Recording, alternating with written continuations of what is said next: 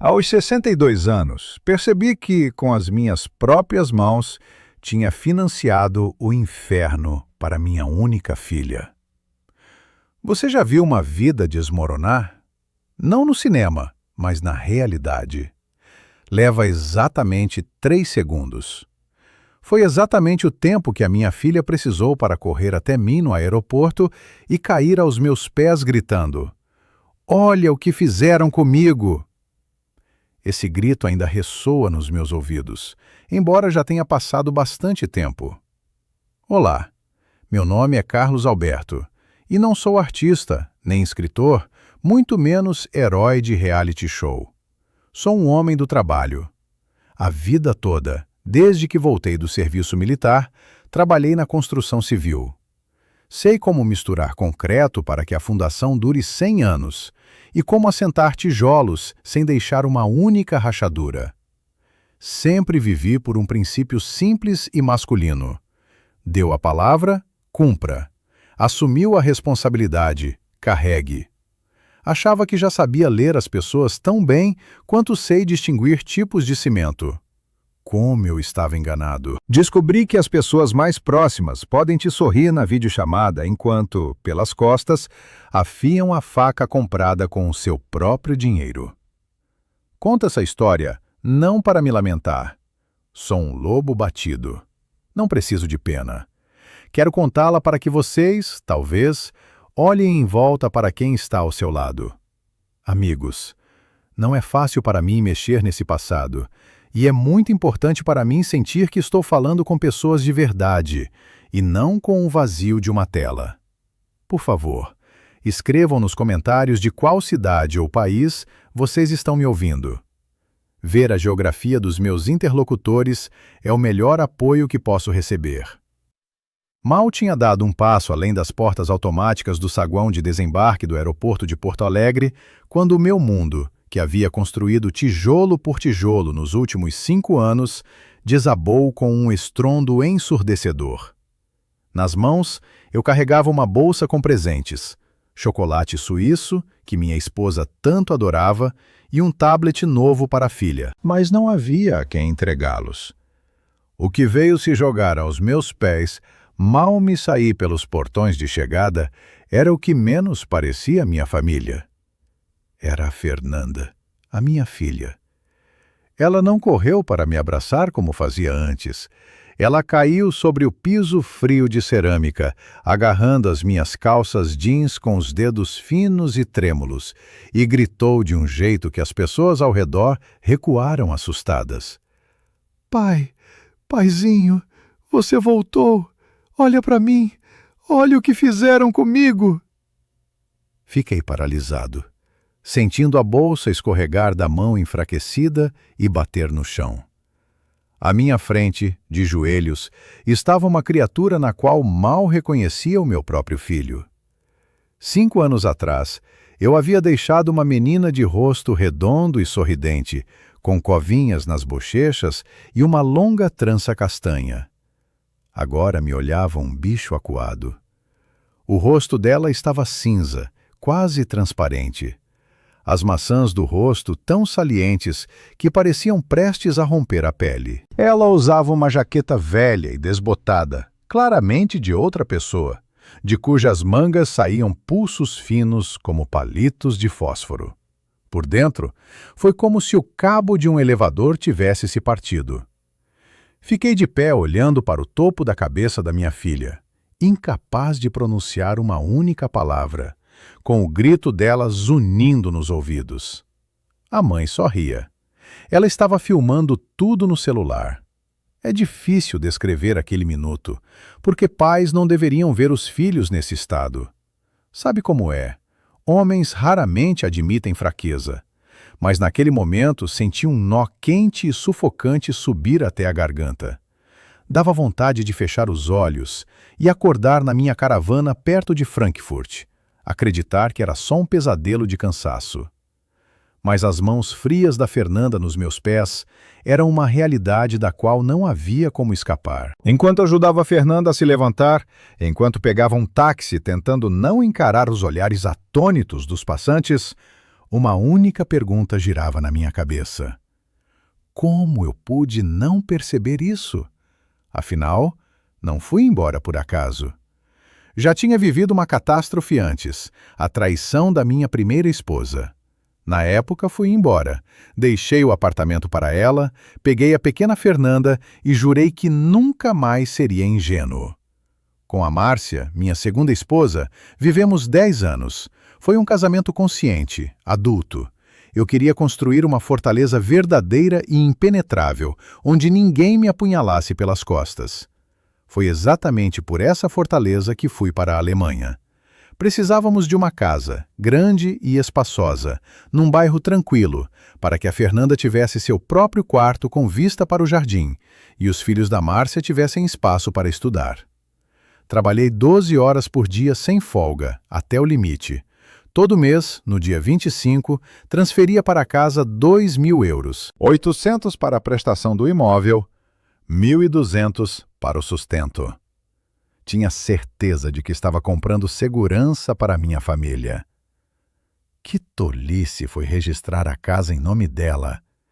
Queria mostrar a Márcia que confiava nela sem reservas, que éramos um só. Márcia, eu lhe dizia antes de partir, você é a dona da casa. Eu sou apenas o provedor. Foi o meu gesto de boa vontade. Uma tentativa de curar minhas antigas cicatrizes com confiança absoluta. E agora eu estava no táxi ouvindo como essa confiança havia se tornado uma corda no pescoço da minha filha. No carro, Fernanda se acalmou um pouco, mas continuava sendo sacudida por tremores. Ela estava encolhida no canto do banco traseiro e falava rápido, atropelando as palavras, como se tivesse medo de que eu desistisse de ouvi-la. Pai, começou há 6 meses. Ela sussurrava sem levantar os olhos. Primeiro tomaram o meu quarto. Disseram que os gêmeos precisavam de mais espaço para estudar, que lá a luz era melhor. Me colocaram no depósito, pai. Nem janela tem, só a ventilação que ronca. Eu ouvia e sentia as minhas palmas, acostumadas ao tijolo áspero e ao metal frio, começarem a suar de raiva. Virei empregada deles, ela continuou, e uma lágrima grossa e suja desceu pelo seu rosto. A Márcia disse, o pai manda pouco dinheiro, é crise, precisa ganhar o pão. Eu acordava às 6 da manhã. Fazia o café da manhã para o Rafael e o Rodrigo. Lavava a roupa deles à mão, porque a máquina era para preservar. Se a sopa ficasse sem sal, o Rafael simplesmente a jogava no chão e me obrigava a limpar. E a Márcia ficava do lado, tomando café e dizendo, isso é formação de caráter, Fernanda. Na vida, ninguém te dá nada de graça. E o celular? Perguntei com a voz rouca. O que eu te mandei de presente de aniversário? Por que você não ligava? A Márcia dizia que você tinha perdido, que você estava se fechando. Fernanda deu um sorriso amargo, e aquele sorriso adulto e cínico no rosto infantil dela me assustou mais do que as lágrimas. Venderam, pai. Os gêmeos queriam um videogame novo. A Márcia tomou meu celular por motivos educativos, e 2 dias depois eu vi a caixa do videogame no quarto deles. Tentei te escrever pelo computador da escola, mas a Márcia ficou sabendo. Disse que se eu fosse reclamar, me mandariam para um internato de jovens problemáticos, porque eu tinha distúrbios psicológicos. Olhava pelas janelas para as ruas de Porto Alegre que passavam lá fora e não reconhecia minha cidade. Tudo parecia cinza, hostil. Cada palavra dela era como uma martelada nos dedos. Então, por 6 meses, eu havia vivido numa ilusão, mandando dinheiro para os carrascos da minha filha. E esse homem? Perguntei baixinho. Fernanda havia mencionado no aeroporto que a mãe não estava sozinha. Tio Sérgio, ela sentiu. Apareceu na primavera. A mãe o chama de consultor de negócios. Ele fica andando pela casa com uma trena, medindo tudo. ficam cochichando na cozinha. Foi ele quem disse que eu atrapalhava, que eu era uma boca a mais e olhos a mais. Chegamos à casa. Meu coração se apertou de dor. A casa era magnífica. A cerca nova com que eu sonhava, o gramado bem aparado, os ciprestes ao longo do caminho. Tudo estava exatamente como eu via nas fotos que a Márcia me mandava. Uma imagem perfeita. Mas agora, olhando para essa fachada, eu via não um lar acolhedor, mas um cenário frio. Por trás dessas janelas limpas, obrigavam a minha filha a dormir num depósito. Mal entramos pelo portão, a porta se abriu. A Márcia apareceu na varanda. Em 5 anos quase não havia mudado. A mesma figura elegante, o cabelo bem cuidado, o sorriso suave. Ela usava um conjunto de estar em casa que devia custar como o salário mensal de um operário na minha obra. Atrás dela vieram os gêmeos, Rafael e Rodrigo. 2 rapazes grandes e reluzentes, quase 2 metros de altura, em calças esportivas de marca, mastigando alguma coisa preguiçosamente com curiosidade entediada. O contraste entre eles e a minha Fernanda transparente e trêmula era tão monstruoso que por um segundo fiquei cego de raiva. Carlos! A Márcia abriu os braços, jogando-se dramaticamente no meu pescoço. Ela cheirava a perfume caro e a quitutes. Meu Deus, finalmente! Estávamos tão esperando! Fiquei parado como uma estátua de sal, sem levantar os braços para o abraço. Ela sentiu o meu frio, recuou ligeiramente. Seu olhar foi até Fernanda, que se encolhia ao meu lado. E nos olhos da esposa faiscou algo agudo e maligno, substituído na hora por uma expressão de sofrimento universal. Ah, Carlos! Ela suspirou, abaixando a voz num sussurro trágico, tentando me pegar pela mão e me afastar da filha. Você já a viu, coitada. Sofremos tanto com ela. Sofreram. Minha voz soou abafada, como vinda de um porão. Claro. A Márcia assentiu com confiança, olhando para mim com olhos honestos e claros. É a adolescência multiplicada pela sua ausência. O psicólogo disse síndrome do abandono. Ela parou de comer, começou a inventar histórias, a roubar coisas de casa. Tentamos tratá-la, mas ela é agressiva. Olha para ela, Carlos. Um filho saudável consegue se reduzir a esse estado? Ela falava tão fluentemente, tão convincentemente. Os gêmeos atrás dela trocaram olhares e sorriram com maldade, mas logo fizeram rostos sérios. Ei, pai! Resmungou Rafael, sem nem pensar em se aproximar para me ajudar com a bolsa. Não acredita nela, ela está delirando. Não encostamos um dedo nela, ela é que é louca. Olhei para minha esposa, com quem havia compartilhado 10 anos de vida. Olhei para os filhos, que considerava minha família. E olhei para a filha, que se agarrava à minha manga.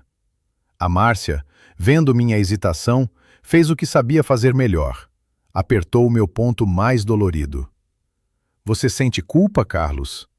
Eu entendo. Ela murmurou suavemente, acariciando meu ombro.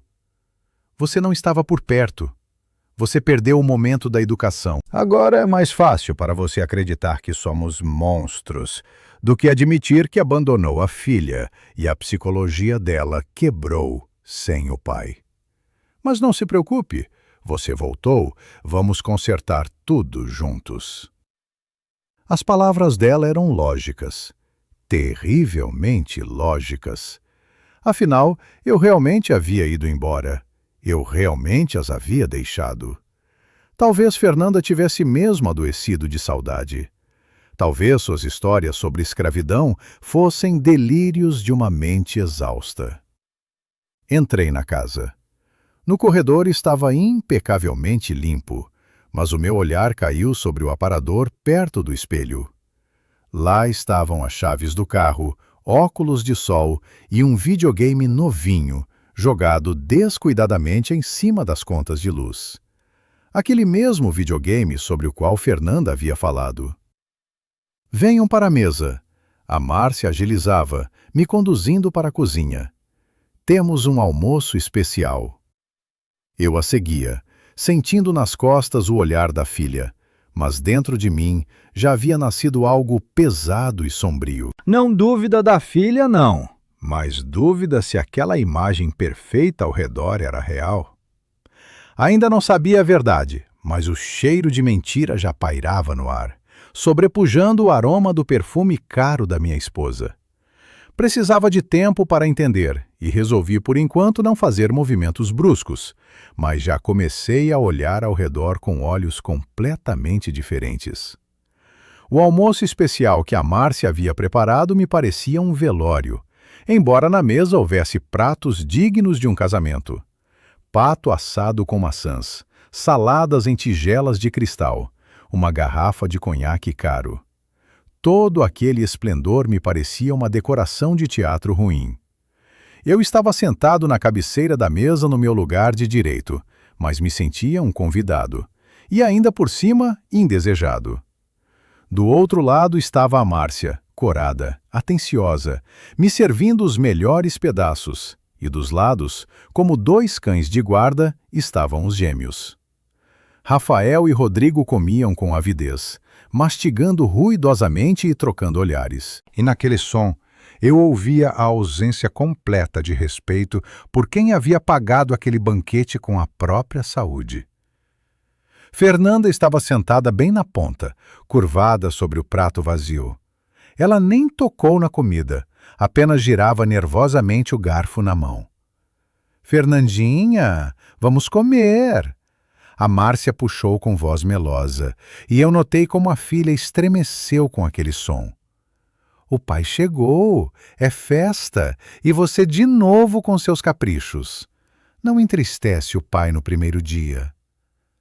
"Não estou com fome." Fernanda respondeu baixinho, sem levantar os olhos. "Estão vendo?" A Márcia abriu os braços dramaticamente, se dirigindo a mim. Todo dia assim. Anorexia nervosa. A gente dá os melhores alimentos e ela torce o nariz. O médico diz que é forma de manipulação. Olhava para a esposa e tentava comparar suas palavras com a realidade. Os melhores alimentos. Mas por que então minha filha parecia uma prisioneira de campo de concentração, enquanto os filhos da Márcia reluziam de gordura? Cortei devagar um pedaço do pato, mastiguei sem sentir o gosto e fiz uma pergunta aparentemente inocente. "E de onde veio o videogame novo? O que está no corredor? Não me lembro de ter mandado dinheiro para brinquedos no mês passado." Um silêncio pairou na sala, quebrado apenas pelo tinido dos talheres dos gêmeos. A Márcia congelou com a saladeira nas mãos, mas apenas por uma fração de segundo. Seu rosto assumiu na hora uma expressão de virtude ofendida. "Carlos, o que você está dizendo?" Ela sorriu tristemente. "Os meninos trabalharam por conta própria. São adultos, ajudam a mãe. Economizaram por 6 meses, se privaram de tudo." Trabalharam por conta própria. Olhei para Rodrigo, que naquele momento enfiava um pedaço enorme de pão na boca. "E onde, Rodrigo?" Ele engasgou, tossiu e Rafael, seu irmão, me encarou de soslaio com as sobrancelhas franzidas e resmungou. "Freelancer na internet. Você não entenderia, pai, são outros esquemas." Fiquei calado. Freelancer. Que palavra moderna eles arranjaram. Lembrava muito bem o que Fernanda havia dito sobre o celular vendido. O quebra-cabeça na minha cabeça começava a se montar. Mas faltavam, como dizemos na obra, as estruturas portantes, os fatos. À noite, quando a casa finalmente se calou, não fui para o quarto que eu e a Márcia compartilhávamos. Disse que estava cansado da viagem, que as costas doíam e fiquei no sofá da sala. Era fisicamente repugnante deitar com uma mulher que, possivelmente, me havia traído de forma mais cruel do que a primeira esposa. A casa dormia, mas eu estava deitado de olhos abertos, ouvindo o rangido do assoalho. Essa casa deveria ser meu refúgio, mas havia se tornado um labirinto com armadilhas. Por volta das 2 da madrugada me levantei. Precisava me certificar. Percorri o corredor escuro até a parede do fundo, onde antes ficava o depósito de vassouras e aspirador. A porta estava bem fechada. Apertei a maçaneta com cuidado. Cedeu sem rangir. O que vi à luz que entrava do corredor me fez apertar os punhos até as unhas entrarem nas palmas das mãos. Não havia janela. Um cômodo de 2 por 2 metros, abafado, com cheiro de sapato velho e poeira. No chão havia um colchão velho de espuma, coberto por um lençol poído. Num prego pendia o uniforme escolar de Fernanda. Ela mesma dormia enrolada numa bolinha sob um cobertor fino e no sono soluçava baixinho, como um cachorro apanhado. Fiquei de pé sobre ela, um homem adulto e forte, e sentia lágrimas quentes e furiosas escorrerem pelo rosto. A minha filha, a minha princesa, havia sido expulsa para um armário como a Cinderela, enquanto aqueles 2 grandalhões dormiam em quartos espaçosos lá em cima. Naquele momento, parado na escuridão do depósito, morri como pai bondoso e marido crédulo. Em mim acordou aquele Carlos Alberto que nos anos 90 cobrava dívidas de empreitadas de malandros. Aquele mestre de obras que conseguia com um único olhar fazer a equipe trabalhar 3 turnos. Uma fúria fria me queimou por dentro, expulsando o medo e a confusão. Fechei a porta silenciosamente. Agora precisava dos documentos. Fui ao escritório, um pequeno cômodo no térreo onde ficava o computador comum e as pastas com as contas. A Márcia sempre cuidava da administração da casa. Eu confiava nela, mas tinha o hábito de duplicar tudo na nuvem. No entanto, as senhas aparentemente haviam sido trocadas.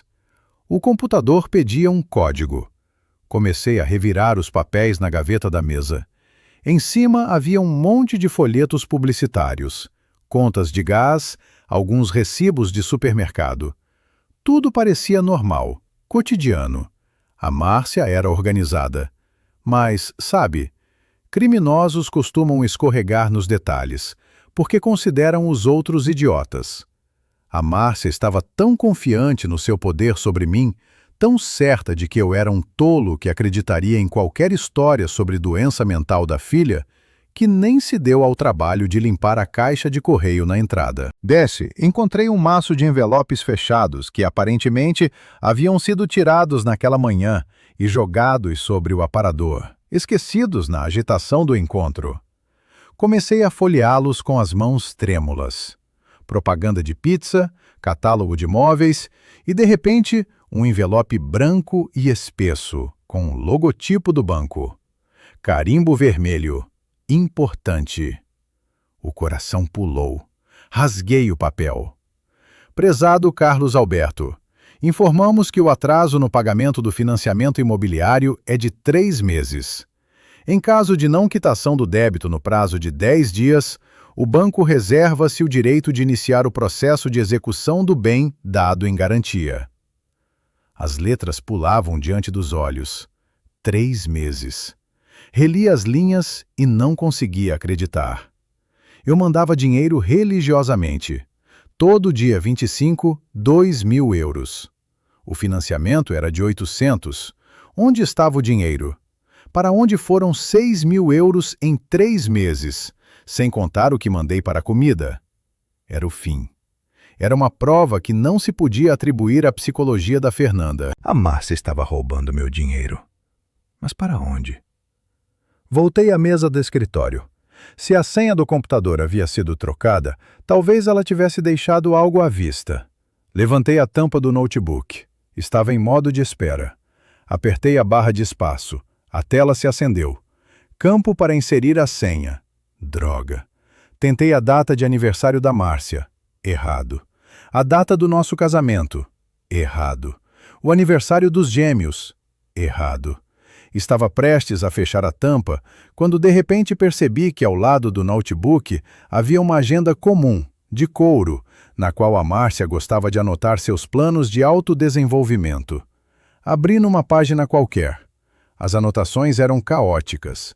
Lista de compras, números de telefone da manicure. E, de repente, na página da semana passada, vi um cálculo, uma coluna de números. Ao lado de uma quantia estava o nome Sérgio, ao lado de outra, cartório, e embaixo um número sublinhado em negrito. Fui tomado por uma onda de calor. R$ 185 mil. Nossa casa valia no mercado pelo menos 300 mil. Era o preço de uma venda rápida e em pânico. Compra urgente.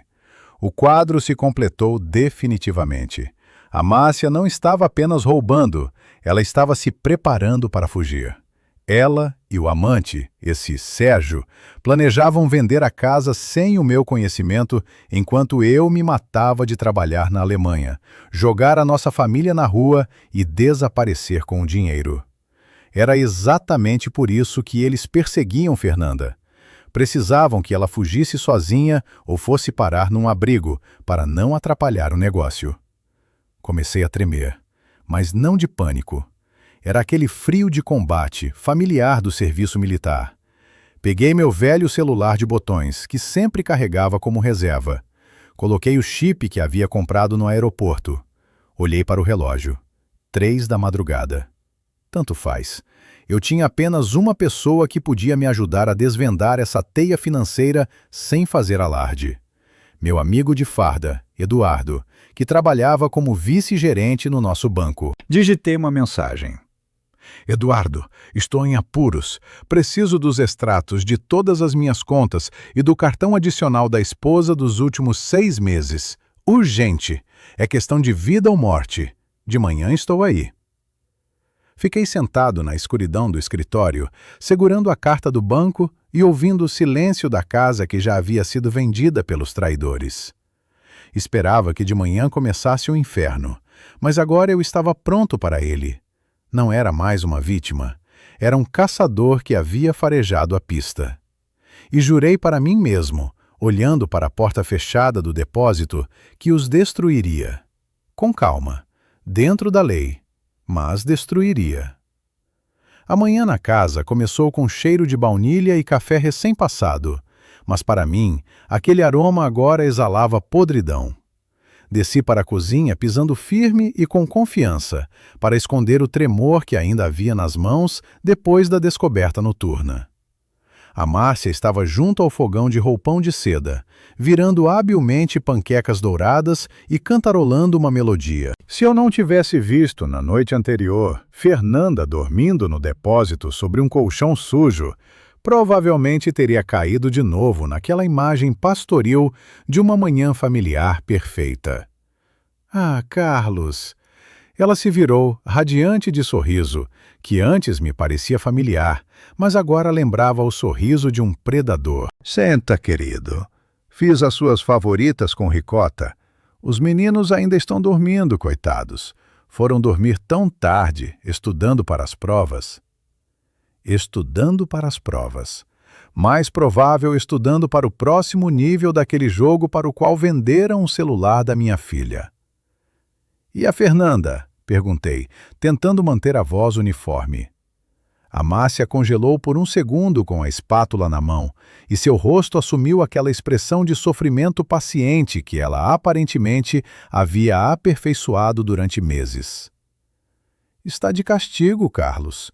Ontem ela roubou o dinheiro da minha carteira de novo. Pouco, mas o fato em si. A tranquei no quarto para ela pensar no que fez. O psicólogo recomendou limites rígidos.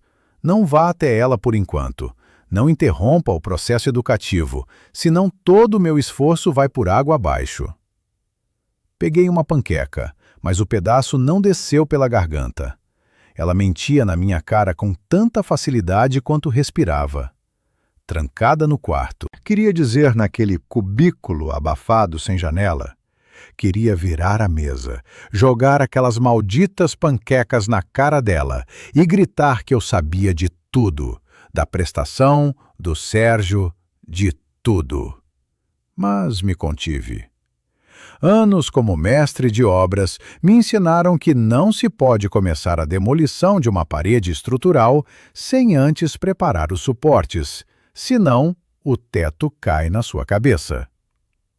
Precisava de provas sólidas como concreto, não de emoções. Preciso ir à cidade, disse eu, empurrando o prato.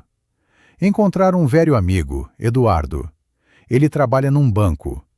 Quero saber sobre perspectivas de investimento do dinheiro que ganhei. Observava cuidadosamente a reação dela. A palavra banco, o canto do lábio dela estremeceu quase imperceptivelmente, e nos olhos relampejou um medo que ela logo cobriu com preocupação. Para que esses assuntos chatos agora, querido? Você acabou de chegar. Descansa, a gente sai para passear à noite e de dinheiro eu cuido. Afinal, fui eu que me virei por 5 anos. Só um momento, cortei, me levantando. Conversa de homem. 1 hora depois, eu já estava no escritório de Eduardo. Meu amigo de farda, mais grisalho e mais largo de ombros, estava preocupado. Fechou as persianas, desligou o telefone do trabalho e colocou na minha frente uma pasta grossa com impressões. Carlos, estou arriscando meu emprego, você entende? Ele disse baixinho, batendo o dedo na mesa. A segurança não gosta desse tipo de extrato, mas depois da sua mensagem de madrugada levantei tudo. E, honestamente, irmão, é melhor você sentar. Abri a pasta. Na minha frente estava a contabilidade seca da minha traição. Colunas de números, datas, destinação dos pagamentos. Via como os meus euros, ganhos no vento gelado perto de Frankfurt, viravam pó. Mas o pior não estava nos valores, mas em para onde eles iam. Olha aqui. Eduardo apontou com a caneta para uma linha. Cassino online. Débitos regulares no cartão vinculado à sua conta. Os valores são pequenos, mas frequentes. No total, em 6 meses, quase R$ 8.000. Os gêmeos. Exalei. Freelancers uma ova. Eduardo virou a página. Salões de beleza, boutiques de roupa de grife, restaurantes. Aqui tem uma conta de um restaurante japonês para 4 pessoas. R$ 1.500 por um jantar. Carlos, você costumava jantar por R$ 1.500? Balancei a cabeça negativamente. Eu comia sanduíche com linguiça barata no almoço para economizar mais um pouco. Mas isso aqui é o mais interessante. Eduardo baixou a voz quase até um sussurro e indicou uma série de transferências para uma MEI, Consultoria Silva. Descrição do pagamento. Serviços de consultoria imobiliária. Todo mês, R$ 1.500. E aqui, olha, pagamento de avaliação do imóvel. Avaliação para venda urgente, Carlos. Normalmente se pede quando se quer se livrar do imóvel pela metade do preço. Sérgio, o tal consultor de negócios. Olhava para esses papéis e me escurecia a vista. A Márcia não estava apenas gastando dinheiro. Ela sustentava com os meus recursos o amante, enquanto eu me matava na obra. Ela o levava a restaurantes, pagava pelos serviços dele e juntos preparavam o plano de como me expulsar a mim e a Fernanda para a rua. Ela pagava ele com o meu dinheiro para que ele a ajudasse a me roubar, disse eu devagar, sentindo as palavras rangerem nos dentes como areia. É o que parece. Eduardo assentiu sombriamente. E mais, Carlos, a conta do financiamento está vazia. O último pagamento foi há 4 meses. O banco já está preparando documentos para o tribunal. Se eles venderem a casa agora pelo preço reduzido para um laranja deles, você fica sem casa e com o saldo devedor. Fechei a pasta. Minhas mãos estavam geladas, mas por dentro ardia um fogo tal que me parecia que eu ia queimar aquele escritório com um único olhar. Obrigado, Eduardo. Você me salvou a vida. O que você vai fazer? Ele perguntou, me acompanhando até a porta. Vai à polícia? Por enquanto não. Polícia é demorado. Preciso tirar a Fernanda dali. E preciso que a Márcia se afunde com as próprias palavras. Saí do banco para a Avenida Beira-Rio, inundada de sol. Ao redor passeavam turistas, crianças riam, música tocava. E eu estava parado no meio daquela festa da vida, com uma pasta na qual havia a prova da minha morte como marido e pai. Precisava de tempo para me acalmar. Sentei num banco, sentindo o coração bater na garganta. E aqui, amigos, quero fazer a vocês uma pergunta que me atormenta até hoje. Naquele momento, eu estava diante de uma escolha. Deveria ter ido imediatamente para casa, jogar esses papéis na cara dela e fazer um escândalo? Ou fiz certo em decidir esperar, para reunir testemunhas e golpear com precisão, arriscando deixar Fernanda com eles por mais algumas horas? O que vocês teriam feito? Escolhi a espera. Precisava não apenas de provas financeiras, mas da confirmação do que faziam com Fernanda. Os papéis de Eduardo provavam furto, mas não provavam maus tratos. Sem isso, a Márcia poderia se safar dizendo que gastava o dinheiro nas necessidades da família e no tratamento da enteada doente. Os tribunais gostam de mães, mesmo madrastas, se elas sabem chorar bonito. Voltei para a casa de táxi, mas desci 2 quarteirões antes. Precisava conversar com alguém que via tudo, mas geralmente ficava calado. Dona Idalva, nossa vizinha da esquerda, uma aposentada animada que passava o dia no quintal bem junto à cerca que dividia os nossos terrenos. Se alguém sabia a verdade sobre o que acontecia no nosso quintal, era ela. A encontrei perto do portão. Ela capinava suas dálias. Ao me ver, endireitou as costas, limpou as mãos no avental e me olhou não com alegria, mas com uma espécie de pena severa. Voltou, afinal, disse ela em vez de cumprimento. Eu já estava achando que a menina não ia aguentar. Essas palavras foram como uma bofetada. Dona Idalva, me aproximei da cerca. Preciso saber a verdade. O que houve aqui? A Márcia diz que a Fernanda é doente, que inventa tudo. A vizinha bufou tão alto que um pardal levantou o vôo do arbusto. Doente? Ela se aproximou e baixou a voz, olhando para as janelas da minha casa. A única doença dela, Carlos Alberto, é que ela era órfã com pai vivo. Te digo assim, sou uma mulher velha, não vou mentir. Vi aqueles grandalhões, seus filhos, obrigar ela a limpar tapete com chuva lá fora no inverno até as mãos ficarem roxas, enquanto eles ficavam na varanda, fumando e dando risada. Vi a Márcia gritar com ela de um jeito que me deixou sem ouvido. Você não é ninguém, é uma parasita, vai ganhar cada centavo. Escureceu diante dos meus olhos. Testemunha. Eu tinha uma testemunha. E por que a senhora não me escreveu, não ligou? Perguntei com amargura. E para quem ligar? Ela suspirou tristemente. A Márcia espalhou pelo bairro que a menina era viciada, que era perigosa. E que você, Carlos, estava sabendo e tinha pedido para manter ela na rédea curta. Eu achei que você estava do lado deles. Me perdoa, velhinha. Então ela também usava o meu nome como escudo. Caluniei a filha, me difamou perante os vizinhos. Esquema perfeito. Isolamento completo da vítima. Obrigado, dona Idalva. Segurei a mão seca dela. A senhora me ajudou muito. Consegue repetir isso, se for preciso, oficialmente? Ela olhou para minha casa, depois nos meus olhos, e assentiu firmemente. Repito pela menina, repito. Isso é pecado grande, maltratar criança indefesa.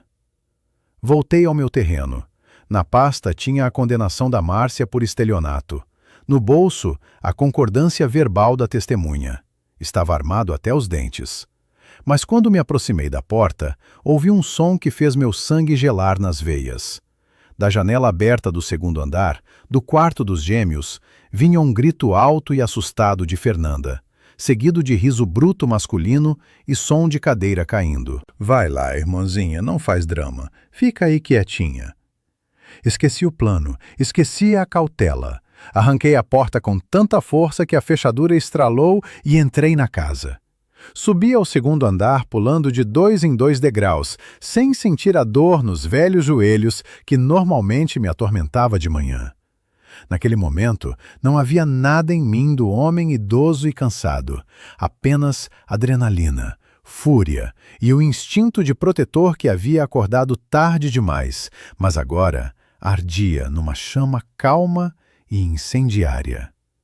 A porta do quarto dos gêmeos estava entreaberta.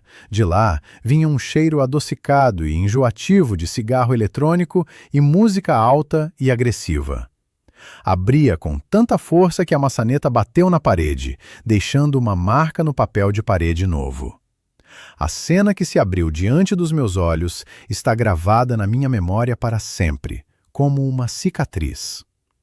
A minha filha, a minha pequena Fernanda, estava sentada no chão, encostada na parede perto do radiador, cobrindo o rosto com as mãos. Sobre ela se debruçava Rafael, enorme, vermelho, com um sorriso debochado no rosto gorduroso.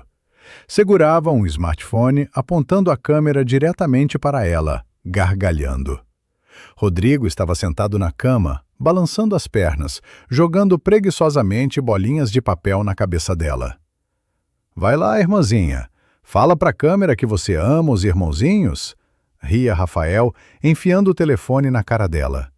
Senão o pai não vai acreditar que somos uma família unida. Não me toca! Ela gritava, tentando se afastar com as pernas, mas ele apenas a chutava com o tênis no quadril, como uma cadela indesejada. Diante dos meus olhos caiu um véu vermelho.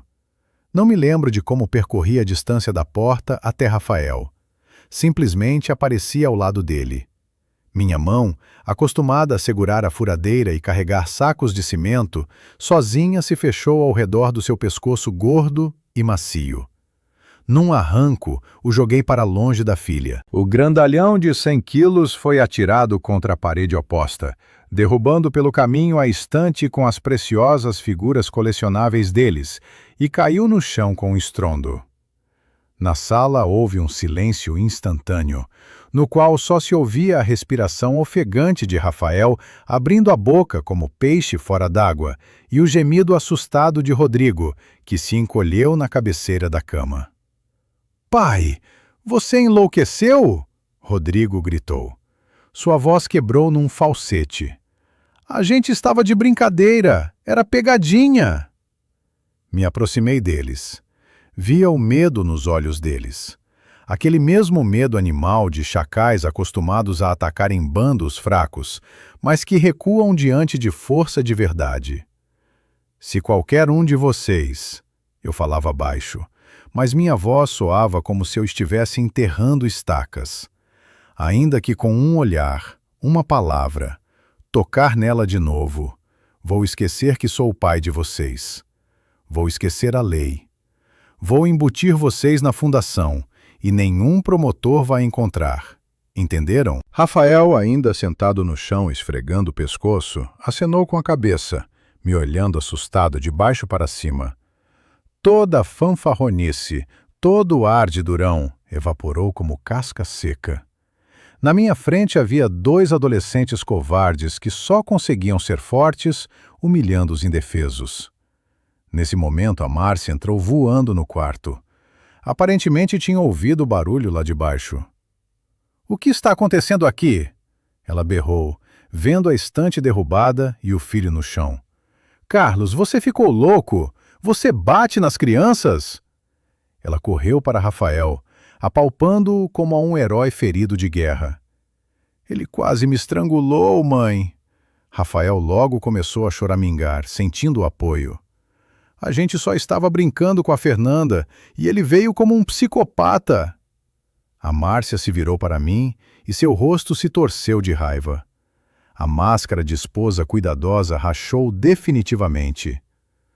"Você é um monstro," ela sussurrou. "Você tem síndrome pós-traumática. Vou chamar a polícia. Você é perigoso para a sociedade. Olhei para ela de cima. Estranhamente, já não sentia nem amor, nem pena, nem sequer mágoa.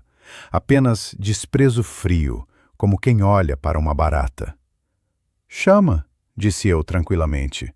Chama a polícia, Márcia.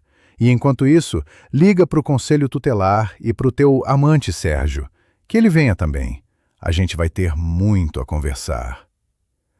Com a menção ao Sérgio, ela empalideceu tanto que o corretivo parecia reboco. Ficou de boca aberta, sem conseguir emitir um som. Ela entendeu. Eu sabia. Me virei para Fernanda, que ainda estava sentada perto do radiador, tremendo de todo o corpo. Me ajoelhei diante dela, tentando estar no mesmo nível para não pairar sobre ela como aqueles. Filhinha, disse eu baixinho, estendendo a mão. Vamos, aqui ninguém mais vai te tocar. Ela me olhou com olhos enormes, cheios de lágrimas, nos quais devagar, muito devagar, nascia a esperança. Estendeu para mim a mãozinha fria e eu a apertei com firmeza, mas com cuidado. Tirei-a daquele quarto maldito sem me virar para Márcia e seus filhos. Passamos para o meu quarto, único lugar na casa que ainda tinha cadeado na porta. Sentei Fernanda na cama, cobri com o cobertor e dei um copo d'água. Pai, eles não estavam de brincadeira. Ela sussurrou, com os dentes batendo na borda do copo. Eles queriam postar o vídeo na internet para todo mundo rir. Eu sei, minha filha. Eu acredito em você. Me perdoa. Me perdoa por ter sido um idiota, cego e surdo. Mas isso acabou. Hoje isso acabou. Precisava agir rápido. A Márcia estava em choque agora, mas logo viria a si mesma, ligaria para o Sérgio e eles começariam a apagar os rastros ou partiriam para o contra-ataque. Enquanto Fernanda se recompunha, percebi que do bolso da jaqueta de Rafael, que pendia numa cadeira no corredor, saía o canto de um recibo. Saí para o corredor silenciosamente, sem chamar atenção. Puxei o papel. Era uma ficha de empenho de casa de penhores. Data, 3 meses atrás. Aquele mesmo celular que eu havia dado de presente para Fernanda e que, segundo a Márcia, ela havia perdido. Mais um elo. Não apenas palavras de uma menina magoada, mas um documento. Voltei para o quarto e fechei a porta com o cadeado. Peguei o telefone. Agora precisava não de um amigo, mas de um profissional. Tinha o contato de um advogado com quem uma vez havíamos entrado na justiça contra um cliente desonesto. Um homem sagaz, cínico, mas competente. Alô, Marcelo? Aqui é o Carlos Alberto. Sim, faz tempo que não nos falamos. Preciso de ajuda, urgente. Trata-se de estelionato de grande valor, falsificação de documentos e maus tratos a menor. Sim, é minha família. Relatei a situação de forma breve, objetiva, clara. A conta vazia do financiamento, as transferências ao Sérgio, a avaliação do imóvel, a ficha do penhor. A situação é ruim, Petróleo, resumiu Marcelo após uma pausa. Se já fizeram a avaliação, significa que estão preparando o negócio. Provavelmente a Márcia tem uma procuração geral de você. Tem. Rangi os dentes. Eu mesmo assinei antes de viajar. Plenos poderes para administrar o patrimônio. Então escuta com atenção. Primeiro, a gente entra com um pedido urgente ao Tribunal de Bloqueio do Imóvel como garantia de ação. Isso bloqueia qualquer transação no cartório. Segundo, você precisa chamar o Conselho Tutelar e registrar as condições de moradia da filha agora mesmo. O depósito, a falta de pertences, o estado psicológico dela. Esse vai ser nosso trunfo para tirar o direito de voz da Márcia e apresentá-la como estelionatária, não como mãe sofrida. Entendi. E terceiro, Carlos, você precisa estar preparado para a lama. Eles vão mentir. Vão te acusar de tudo o que puderem imaginar. Se controla. Não bate mais neles, mesmo que você queira muito. Uma agressão delas e você vai preso, e a casa vai para eles. Desliguei. O conselho de não bater era mais difícil. As mãos ainda coçavam para terminar o que havia começado no quarto dos gêmeos. Nesse momento, bateram na porta. Não com agressividade, mas de forma suave e rápida. Carlos! A voz da Márcia de trás da porta soava lamentosa, partida. Carlos, abre, por favor. Precisamos conversar. Você entendeu tudo errado. Vamos discutir com calma. Somos família. Eu vou explicar tudo. Olhei para Fernanda. Ela se encolheu ao ouvir a voz da madrasta. Me aproximei da porta, mas não abri. Não temos nada a conversar, Márcia. Disse eu em voz alta pela porta fechada. Vamos conversar no tribunal. E diz para os seus filhos que comecem a fazer as malas. Não sobrou muito tempo para eles aqui. Do outro lado da porta houve um silêncio, e então ouvi como a voz dela mudou. O tom ficou gelado, mau. Aquela mesma voz verdadeira que ela havia escondido por 5 anos. Você vai se arrepender, Carlos. Você vai ficar sem nada. A casa está no meu nome. Vou te jogar na rua, a você e a sua filha maluca, como cães. O Sérgio já está vindo. Aguardo com ansiedade. Respondi e me afastei da porta. A guerra estava oficialmente declarada. Agora não havia mais volta. Me aproximei da janela. No pátio parou um carro preto.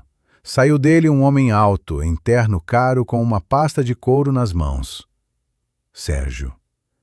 Ele abriu o portão com segurança, como dono, com a própria chave.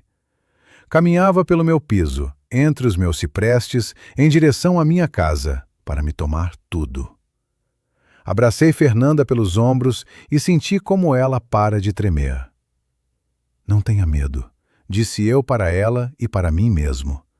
Agora eu estou aqui e estou com muita raiva. Peguei a pasta com os documentos do banco, coloquei em cima a ficha do penhor e comecei a escrever o boletim de ocorrência na delegacia. A caneta rasgava o papel, mas a letra estava firme. Desci pela escada sentindo como cada degrau reverbera um eco surdo na minha cabeça. Lá embaixo, no hall, estava o inimigo. Sérgio era exatamente como eu o havia imaginado pelas histórias de Fernanda e pelos números do extrato bancário.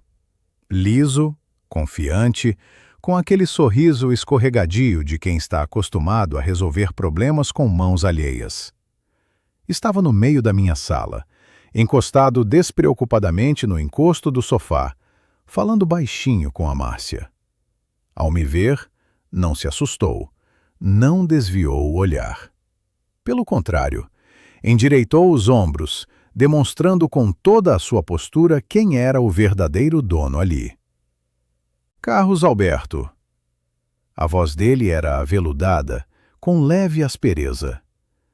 Fico feliz em finalmente conhecê-lo pessoalmente, embora as circunstâncias, claro, não sejam as mais agradáveis. A Márcia diz que você está se comportando de forma inadequada, agredindo as crianças. Parei no último degrau. Naquele momento, lamentei não ter trazido uma chave inglesa, mas sabia que qualquer agressão física agora jogaria contra mim. Eles estavam esperando exatamente por isso. Precisavam de um espetáculo, de um pretexto para chamar uma viatura e me levar algemado como um louco. Sai da minha casa, disse eu baixo, mas nitidamente.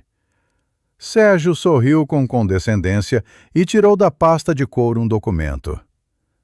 Temo que você não esteja entendendo bem a situação, Carlos Alberto. Juridicamente, esta casa está em processo de alienação. Sua esposa, agindo por procuração geral que o senhor mesmo assinou, celebrou um contrato de promessa de compra e venda. O sinal já foi dado, portanto, tecnicamente, você está sendo grosseiro com o novo proprietário. A Márcia estava ao lado dele, enxugando lágrimas inexistentes com um lenço. Ela havia conseguido se trocar num vestido discreto e agora representava o papel de vítima assustada de um tirano doméstico. Ele é louco, Sérgio, ela soluçou. Quase estrangulou o Rafael. O menino tem hematomas no pescoço. Precisamos chamar a polícia urgente, antes que ele faça algo a mais. Não se preocupe, meu bem. Sérgio lhe deu um tapinha condescendente na mão. Vamos resolver isso de forma civilizada. Carlos Alberto, faço-lhe uma proposta. O senhor agora faz as malas, leva a sua filha problemática e desocupa o imóvel. Em troca, não apresentamos queixa por agressão a menor e ainda damos um pequeno auxílio para um novo começo. Digamos, R$ 15.000. Generoso, não? R$ 15.000 por uma casa na qual investi 5 anos de vida e muito mais do que isso em dinheiro. Pela psicologia destruída da filha, pela traição. Olhei para eles e de repente senti uma calma estranha. Aquela calma que vem antes de puxar o gatilho. Eles achavam que me haviam encurralado. Não sabiam que eu havia minado o perímetro. Não haverá acordo, disse eu, entrando na sala e sentando na poltrona. E não precisam chamar a polícia, já liguei para eles, e para o conselho tutelar também. Estão chegando a qualquer momento. O sorriso escorregou da face do Sérgio como papel de parede mal colado. Que bobagem é essa? A Márcia sussurrou, esquecendo o papel de vítima. Nesse momento, tocaram a campainha, de forma insistente, exigente. Era o meu trunfo, de que eu havia cuidado por conselho do advogado Marcelo. Atrás da porta estava a conselheira tutelar, uma mulher austera com uma pasta, e o guarda municipal, um rapaz jovem e forte, que felizmente eu conhecia desde criança. Ele morava na rua do lado. Abre, acenei para a Márcia. Os convidados chegaram. A meia hora seguinte virou um julgamento, só que sem o pelotão. Estávamos sentados na sala. Eu, a Márcia, o Sérgio, que tentou sair, mas o guarda pediu para ficar como testemunha, a conselheira e o guarda municipal. Os gêmeos se escondiam lá em cima, com medo de descer. A Márcia começou primeiro. Falou com paixão, de forma convincente, sobre como eu havia abandonado a família por 5 anos, sobre como Fernanda era uma adolescente psicologicamente desequilibrada, propensa a furtos e automutilação, sobre como eu voltei agressivo e logo comecei a usar a violência. Olhem as condições, ela bradou. Temos uma ordem impecável.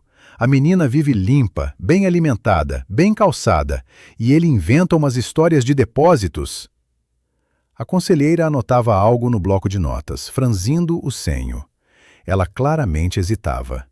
As palavras de uma mãe bem arrumada contra as palavras de um pai trabalhador imigrante muitas vezes pesam mais. E então chegou minha vez. Amigos, agora quero perguntar a vocês. Naquele momento eu tinha uma escolha. Podia jogar todas as cartas de uma vez, destruindo a Márcia diante de todos. Mas isso traumatizaria Fernanda para sempre, se a chamassem lá embaixo e a obrigassem a ouvir toda aquela sujeira. Ou deveria tentar chegar a um acordo em silêncio, ameaçando-os com as provas, para poupar os nervos da filha. Como vocês acham? Tem o pai o direito de sacrificar a tranquilidade do filho pelo triunfo pleno da justiça? Decidi ir até o fim. Abscessos precisam ser abertos, mesmo que doa. Dona Jandira, me dirigi à conselheira, antes da senhora tomar uma decisão, peço que veja 3 documentos. Coloquei sobre a mesa a pasta que havia trazido do banco. Primeiro, aqui estão os extratos das minhas contas. Dá para ver claramente que nos últimos 6 meses, minha esposa transferia dinheiro para este cidadão. Apontei para o Sérgio, que visivelmente ficou tenso. A descrição dos pagamentos são serviços fictícios, assim como o pagamento de avaliação do imóvel para venda urgente, a preço abaixo do mercado. Isso é o artigo 171, estelionato. O Sérgio se mexeu como se fosse contestar, mas o guarda colocou a mão no coldre. Fique sentado, cidadão. Segundo, tirei do bolso o recibo amassado. Ficha de empenho de casa de penhores. O smartphone da minha filha, que segundo a história era perdido ou apreendido por motivos educativos, foi empenhado pelo seu irmão adotivo Rafael. Isso é furto e prova que nesta casa roubam as crianças em nome da educação. A Márcia empalideceu. Ficou trocando o olhar da ficha para o Sérgio e nos olhos dela crescia o pânico. E terceiro, me levantei e me aproximei da porta do depósito, que ficava no corredor em linha reta com a sala. A Márcia afirma que a filha vive em ótimas condições. Peço que me acompanhem. Abri a porta do cubículo. Do escuro, veio um bafo de ar viciado e desespero. A conselheira ligou a lanterna do celular. O feixe de luz revelou o colchão sujo no chão, o balde no canto que servia de penico quando a trancavam e as inscrições na parede, arranhadas com a unha. Pai, volta. Na sala instalou-se um silêncio sepulcral. A conselheira se virou lentamente para Márcia. O rosto dela não expressava mais dúvida. Nele estava escrito: repulsa absoluta. É uma medida educativa, a Márcia balbuciou, recuando para a parede. O psicólogo recomendou privação sensorial. Ela mesma pedia para ficar lá. Privação sensorial? A conselheira repetiu em tom gelado. Num depósito de vassouras? Por quem a senhora me está tomando, cidadã? E então a Márcia quebrou. Aparentemente, a tensão dos últimos dias, o medo de ser desmascarada e o colapso de todos os planos com o promissor amante Sérgio fizeram seu efeito. O rosto dela se torceu, ficando feio de ódio. Ela de repente gritou e apontou o dedo em direção à escada, onde Fernanda havia descido ao barulho e estava encostada no corrimão. É ela! A Márcia berrou, espumando. Essa pequena ordinária, ela estragou tudo. Aguentei 5 anos a cara azeda dela, 5 anos limpando atrás dela enquanto você andava pelas suas Alemanhas. Sim, eu queria vender essa casa maldita. Eu queria viver, ouviu? Viver direito, não ser empregada de um filho do outro. Ela gritava coisas horrorosas, sem se envergonhar nem da polícia, nem do amante. Gritava que odiava Fernanda, que me odiava, que nós havíamos destruído a vida dela. O Sérgio, percebendo que o navio estava afundando, foi lentamente se deslocando em direção à saída. Vou indo, ele murmurou.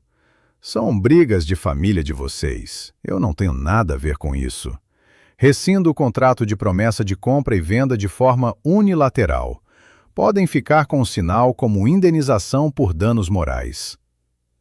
Ele escapuliu pela porta, abandonando a amante para ser devorada. A Márcia nem notou a saída dele.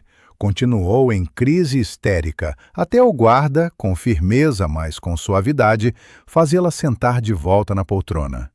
Acalme-se, senhora, ele disse. Tudo que a senhora disse agora vai ser usado contra ela. E a senhora falou o suficiente para uns 2 anos de pena. Eu me aproximei da escada e abracei Fernanda, que olhava para a madrasta com horror, mas sem lágrimas. Acabou, filhinha, sussurrei eu no topo da cabeça dela. Acabou. As máscaras caíram. A conselheira se aproximou de nós. Carlos Alberto, ela disse oficialmente, registramos o fato de maus-tratos. A menina não será encaminhada a nenhum abrigo, pois o pai está presente e em condições. Quanto à sua esposa, os materiais serão encaminhados à delegacia especializada. O senhor precisará comparecer para prestar depoimento. Olhei para a Márcia. Ela estava sentada na poltrona, curvada, envelhecida nesses 5 minutos por 10 anos. Onde estava a dama elegante? Restava apenas uma ladra covarde, pega em flagrante. Vou, disse eu. Só antes faço as malas dos filhos dela, que saiam agora mesmo. Na minha casa não tem lugar para traidores.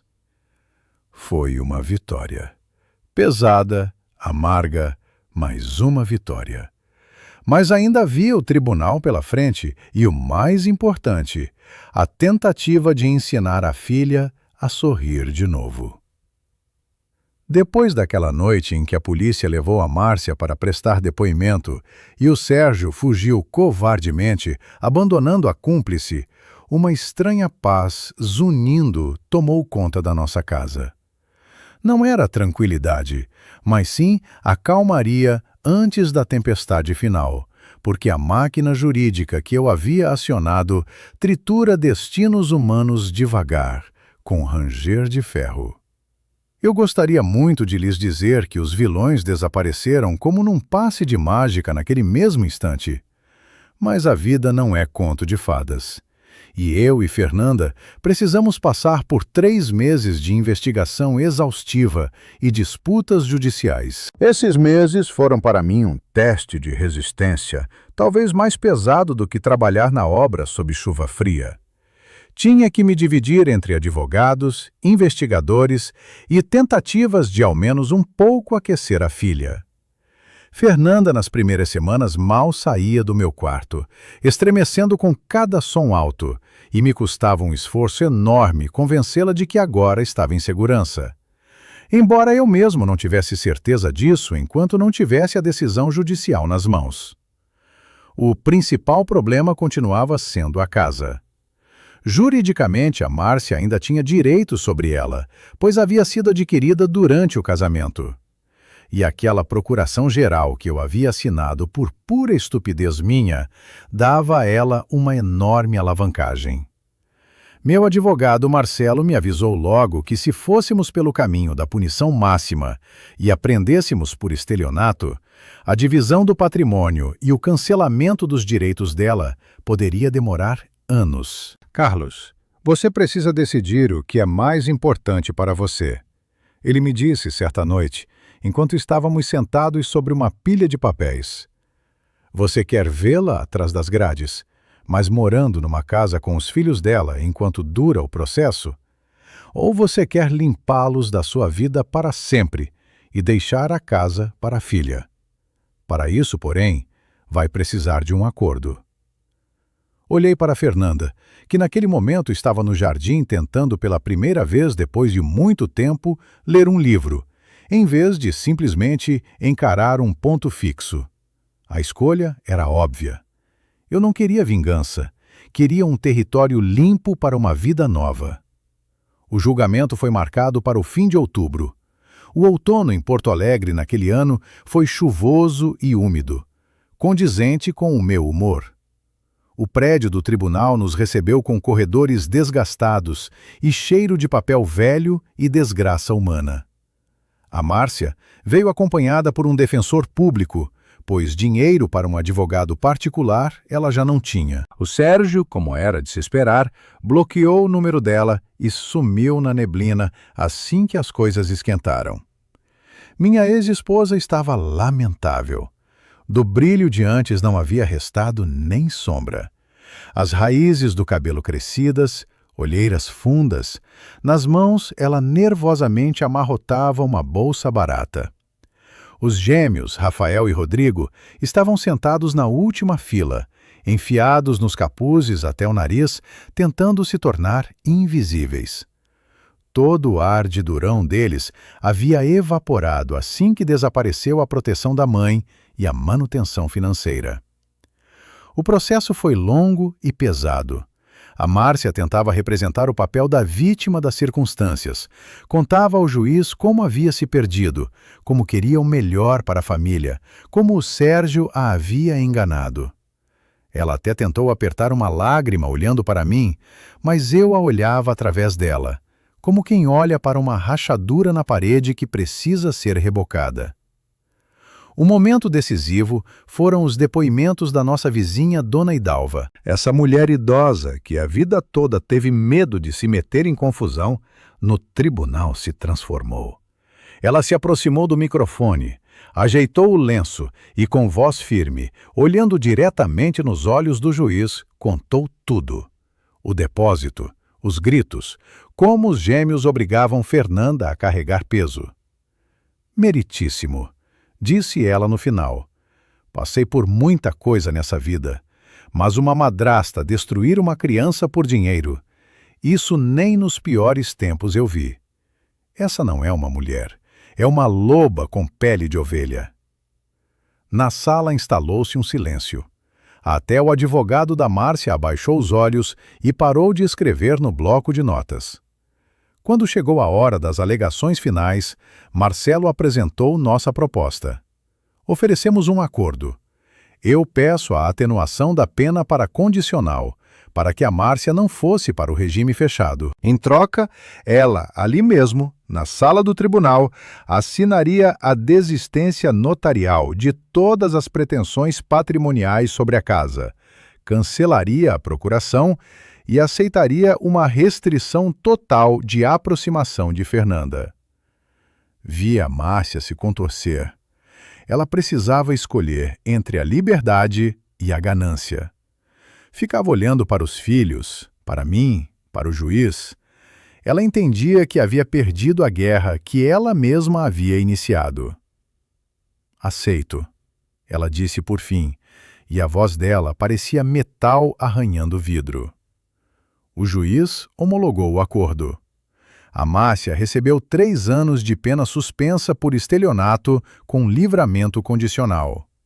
Mas o mais importante, 1 hora depois, eu tinha nas mãos os documentos que comprovavam que a casa, cada tijolo e cada fio de grama do terreno pertencia agora somente a mim e a Fernanda.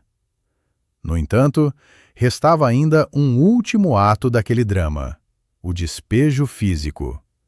Pelos termos do acordo, a Márcia e os filhos tinham 24 horas para desocupar o imóvel.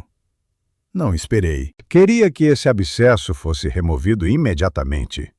No dia seguinte, um caminhão velho e enferrujado que a Márcia havia alugado parou na frente da nossa casa.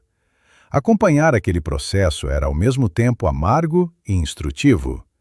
Fiquei na varanda, de braços cruzados, assistindo como a vida doce deles desmoronava. Os gêmeos Rafael e Rodrigo carregavam as caixas deles, bufando e brigando entre si. Onde estavam os tênis de marca e as jaquetas caras? Agora estavam em agasalhos simples, suados, furiosos e perdidos. Carregavam para fora o videogame, aquele mesmo, comprado com o dinheiro do celular vendido da Fernanda. E eu via como tremiam as mãos deles.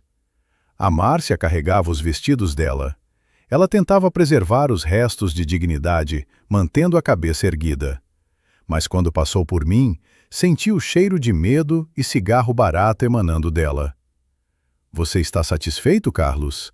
Ela sussurrou, parando por um segundo diante de mim. "Você joga fora na rua uma mulher com quem viveu 10 anos para morar com a mãe num apartamento minúsculo." "Não estou jogando fora uma mulher", respondi eu tranquilamente, olhando diretamente na testa dela. "Estou jogando fora uma traidora e uma ladrona. Dê graças que não é para uma cela de prisão. Esse é o meu ato de misericórdia, Márcia. Valorize." Ela quis dizer algo, cuspir veneno uma última vez, mas olhou para o guarda municipal que supervisionava o despejo e ficou calada. O espetáculo mais lamentável eram os gêmeos. Quando carregaram a última caixa, Rafael de repente parou e olhou para as janelas do segundo andar, onde atrás da cortina estava Fernanda. Ele não levantou o punho para ela, não sorriu, simplesmente abaixou a cabeça. Ele entendeu que a moleza havia acabado. Agora precisariam ir para um apartamento pequeno na periferia, viver com a pensão da avó e, horror dos horrores, trabalhar de verdade. O mundo real, do qual haviam se escondido tão cuidadosamente às minhas custas, finalmente os alcançou e os deu um tapão. O caminhão deu uma tossida de fumaça preta e lentamente saiu do portão. Fiquei olhando para ele até sumir na esquina. Assim que o ruído do motor se calou, senti como cai dos meus ombros uma placa de concreto que eu havia carregado durante esses meses. O ar no terreno ficou de repente limpo, fresco, como se uma frente de tempestade tivesse passado. Voltei para casa. A entrada estava vazia e silenciosa, mas já não era aquele silêncio mortal de antes. Era o silêncio de uma folha em branco. Pai, ouvi uma voz baixa na escada. Fernanda descia. Ela ainda estava pálida, mas nos olhos dela já não havia aquele terror animal. Segurava nas mãos uma caixa velha que havia encontrado entre as coisas abandonadas pelos gêmeos. Foram embora? Ela perguntou. Para sempre, filhinha. Eles não voltam mais. Nunca. Pai, olha. Ela me estendeu a caixa. Esqueceram ou não quiseram levar? Olhei dentro. Havia um monte de roupas de grife. Calças, moletons com logotipos chamativos, bonés da moda, roupas compradas com meu dinheiro enquanto a minha filha andava em farrapos. Símbolos da vida parasitária deles, que agora eram apenas trapos. Sabe o que vamos fazer com isso?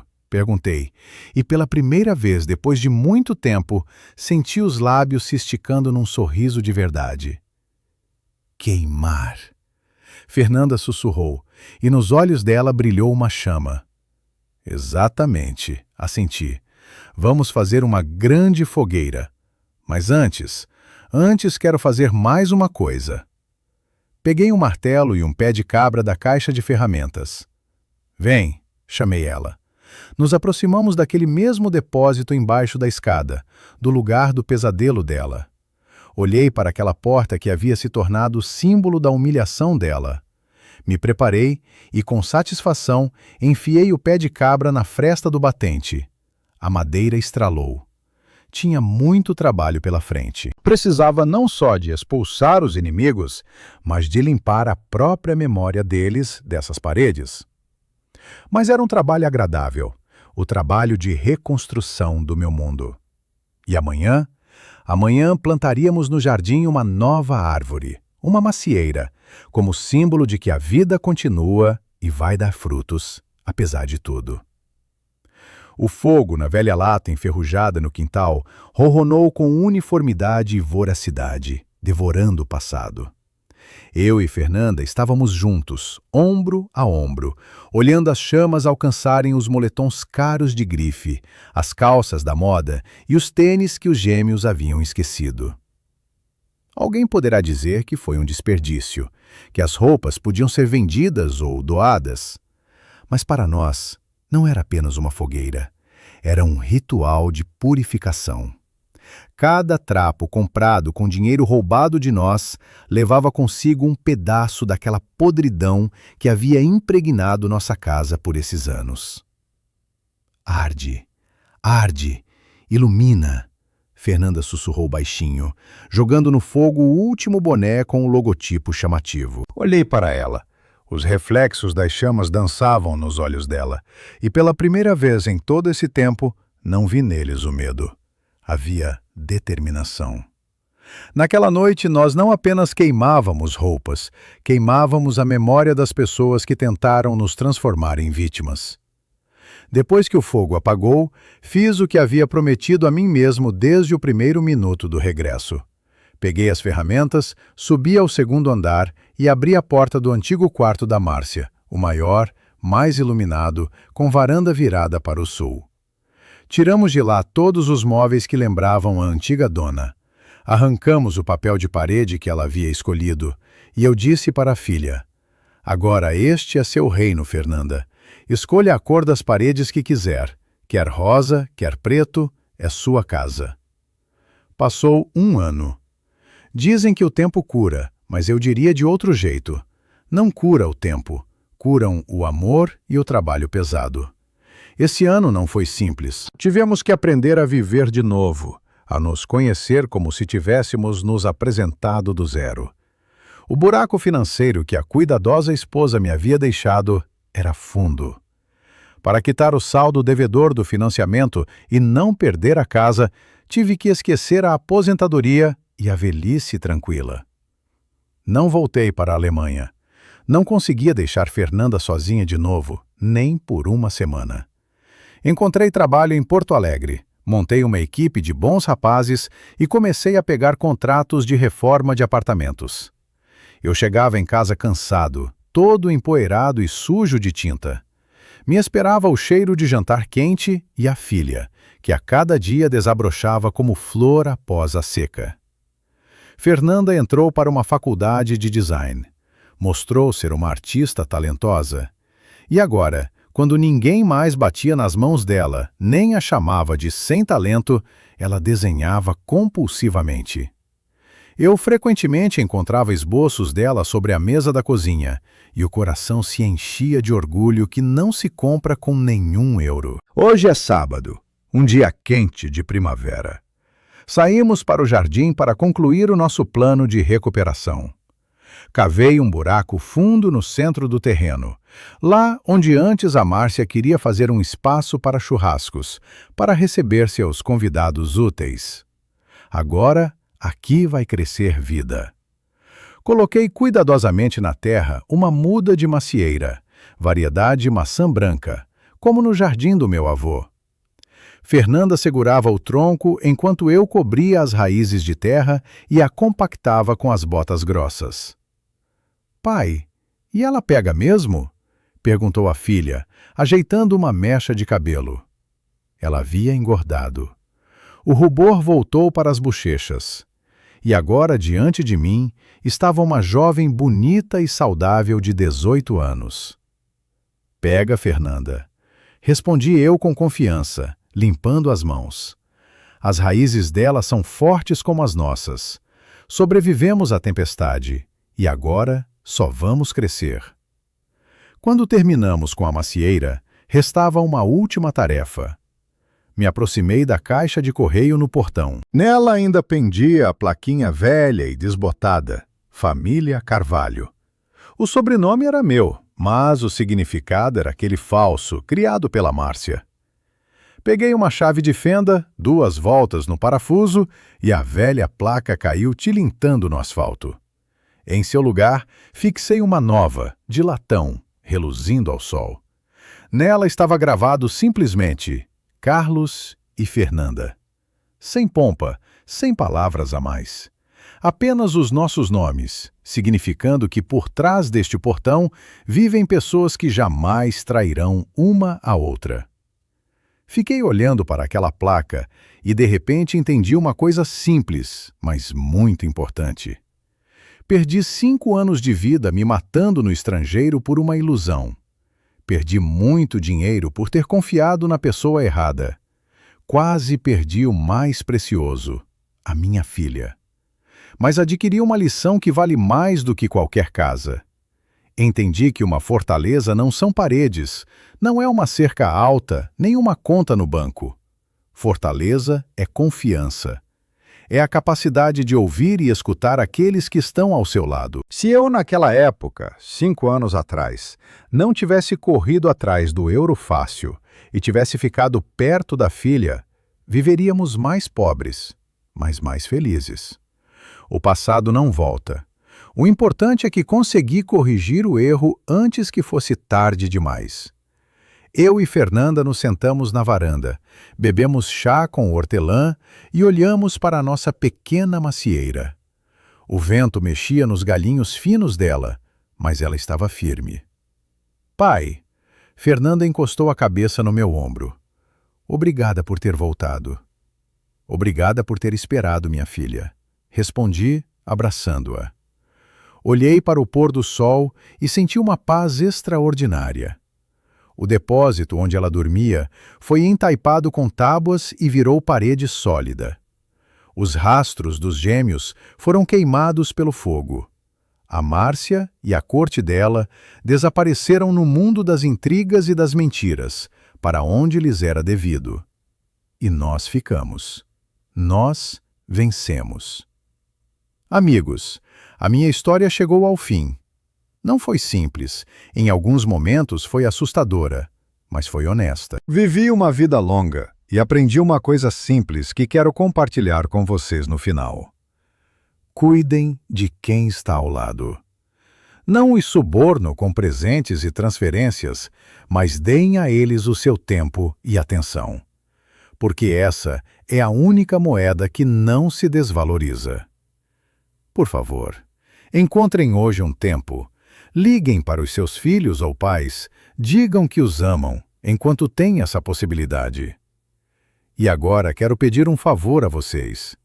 Escrevam nos comentários. Já aconteceu na vida de vocês de terem que começar do zero depois de passar pela traição das pessoas mais próximas? E o que os ajudou a não quebrar naquele momento? As suas histórias podem ajudar alguém que agora mesmo está naquela escuridão da qual eu e Fernanda saímos. Obrigado por me ouvir. Cuidem-se.